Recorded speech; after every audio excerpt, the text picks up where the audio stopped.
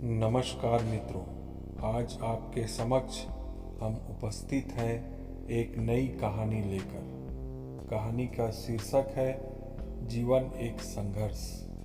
तो आइए शुरू करते हैं। एक समय की बात है, एक शहर में रमन नाम का व्यक्ति अपनी पत्नी और 4 बच्चों के साथ रहता था, जिनमें 2 लड़के और 2 लड़कियां थीं।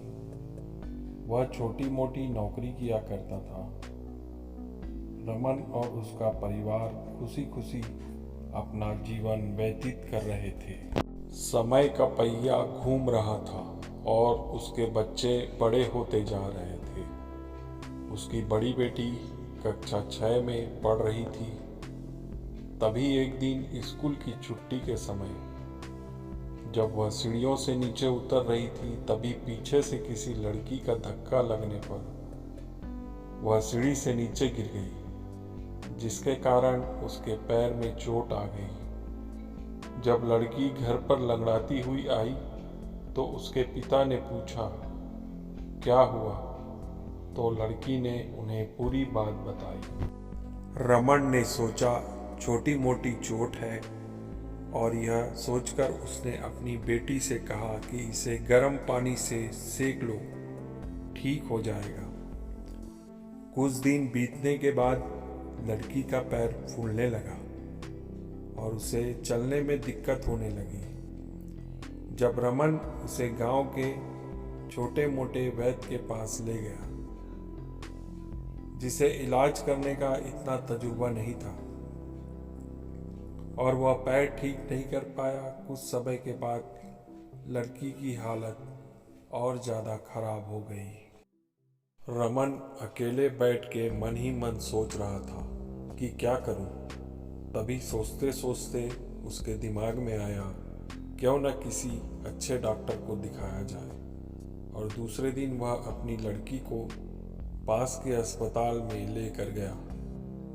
डॉक्टर लड़की के पैर की जांच करने के बाद रमन से कहता है कि जल्द ही इसका ऑपरेशन करना होगा, क्योंकि लड़की के पैर में एक बहुत बड़ा घाव हो चुका है, जिसके कारण लड़की का पैर भी काटना पड़ सकता है। रमन डॉक्टर से पूछता है कि ऑपरेशन में कितना खर्च होगा। डॉक्टर कहता है लगभग 50,000 रुपये लगेंगे। रमन घबरा जाता है, लेकिन पैसों के इंतजाम में लग जाता है और बहुत कोशिश के बाद पैसों का इंतजाम कर लेता है और लड़की का ऑपरेशन हो जाता है। ऑपरेशन के बाद लड़की अपने घर आ जाती है, लेकिन लड़की के पैर में कुछ सुधार न होने के कारण रमन चिंतित रहने लगता है। इसी तरह सालों बीत जाते हैं, लेकिन लाखों रुपए लगाने के बाद भी लड़की का पैर ठीक नहीं होता, जिस वजह से पूरा परिवार दुखी रहने लगता है। समय बीतता गया। कुछ दिनों बाद रमन अपनी लड़की की शादी कर देता है और सोचता है कि अब सब कुछ ठीक हो गया, संघर्षों का दौर खत्म हो गया। लेकिन किस्मत को कुछ और ही मंजूर था। एक दिन जब वह अपने काम पर जा रहा था, तभी उसका एक्सीडेंट हो जाता है, जिसके कारण उसे गंभीर चोट आती है। रमन महीनों बिस्तर पर ही रहा। ठीक होने पर वह सोचा कि अब सब कुछ ठीक हो जाएगा। समय के साथ उसके स्वास्थ्य में सुधार होने लगा, लेकिन तभी उसकी पत्नी बीमार पड़ गई। छोटे मोटे डॉक्टरों से इलाज कराने पर उसकी तबीयत और बिगड़ गई, जिसके कारण उसे बड़े अस्पताल में ले जाना पड़ा। वहां जाकर पता चला कि उसकी पत्नी पेट की गंभीर बीमारी से ग्रस्त है, लेकिन रमन को यह विश्वास था कि उसकी पत्नी जल्द ही ठीक हो जाएगी। और हुआ भी यही। कुछ समय बीतने के बाद पत्नी के तबीयत में सुधार आने लगा। डॉक्टर ने जांच की और रिपोर्ट को देखते हुए कहा, सब कुछ ठीक है। रमन बहुत ही खुश हुआ और वह अपने पत्नी के साथ अपने गांव वापस लौट गया। अगली सुबह सब कुछ ठीक था। रमन के दोनों बेटे स्कूल चले गए और रमन अपने काम पर चला गया। रमन के दोनों बेटे पिछले कुछ दिनों से उनकी माँ की तबीयत खराब होने की वजह से बहुत समय के बाद स्कूल आए थे। दोनों अभी स्कूल में कुछ समय बिता पाते कि उन्हें एक संदेशा मिलता है।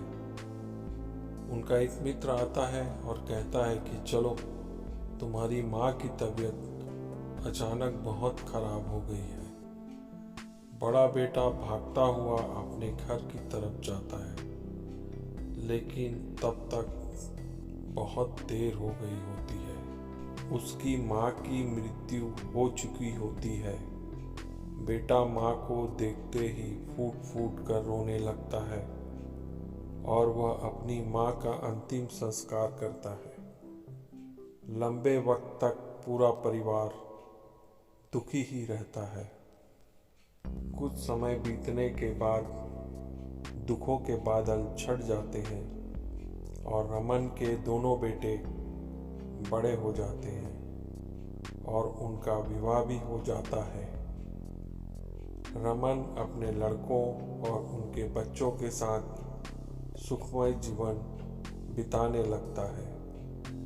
आज उनका परिवार खुशहाल जीवन जी रहा है। दोस्तों, जीवन में सुख और दुख दिन और रात की तरह होते हैं, जो कभी स्थायी नहीं रहते। इसलिए दुख के समय में कभी हिम्मत नहीं हारना चाहिए तथा सुख के समय कभी अहंकार नहीं करना चाहिए। आज के लिए बस इतना ही। अगर आपको हमारी यह कहानी पसंद आई हो तो हमारे चैनल को सब्सक्राइब करिए, लाइक करिए और अपने कॉन्टेक्ट्स में शेयर करिए। धन्यवाद।